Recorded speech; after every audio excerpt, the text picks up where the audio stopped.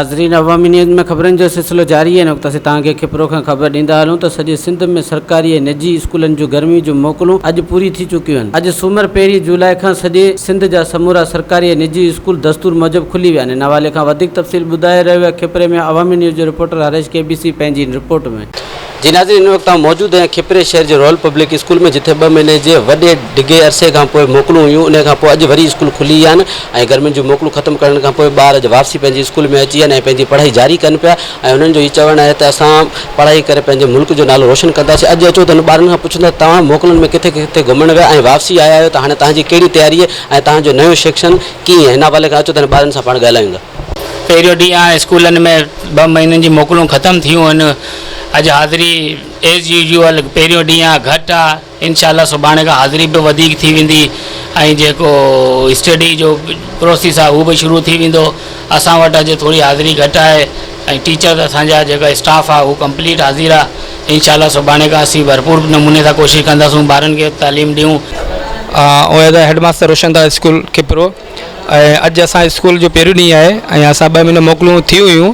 ॿारनि खे गर्मी जो 2 महीना मोकलूं ॾिनियूं आहिनि। अॼु ॿार पहुची विया आहिनि ऐं अॼु अटेंडेंस थोरी घटि ज़रूरु आहे, पर उमेदु आहियूं सुभाणे खां अटेंडेंस बहितर थी वेंदी।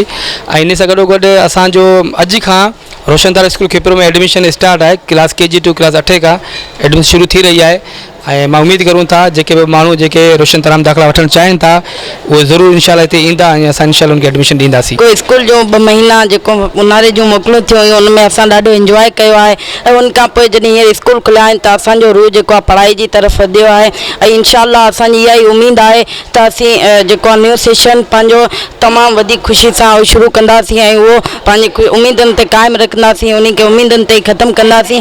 मुंहिंजो तालीम जे बारे में हिकु शाइर आहे, इल्म सां प्यार मुंहिंजो आहे कलम हथियार मुंहिंजो आहे, इल्म सां प्यार मुंहिंजो आहे कलम हथियार मुंहिंजो आहे, करे हासिल इल्म सम्झो त ॼण संसार मुंहिंजो। हुनजी मोकलुनि खां पोइ अॼु असीं वापसी स्कूल आया आहियूं। असांखे स्कूल में ॾाढो मज़ो अचे पियो। हाणे असां पंहिंजे दोस्तनि सां गॾु ॾाढो मज़ो कंदासीं, घुमंदासीं, पढ़ाई बि कंदासीं।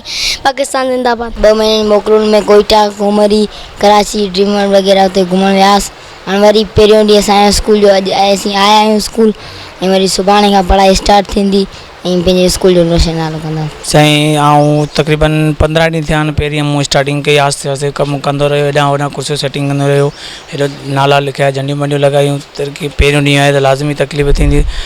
2 महीने स्कूल छॾे लो, लाज़मी उन में तकलीफ़ थींदी। तकलीफ़ खां बग़ैर कमु कोन्ह थींदो। उन खां पोइ अॼु पहिरियों ॾींहुं कमु कयो हेॾां होॾां। हाणे सुभाणे को ॾींहुं आहे इंशाल्लाह ॿार अची वेंदा, पंहिंजा ॿार पढ़ंदा कंदा ऐं मास्तर तक पढ़ाईंदा। महिनत कंदा त फल मिलंदो, महिनत न कंदा त कोन फल मिलंदो।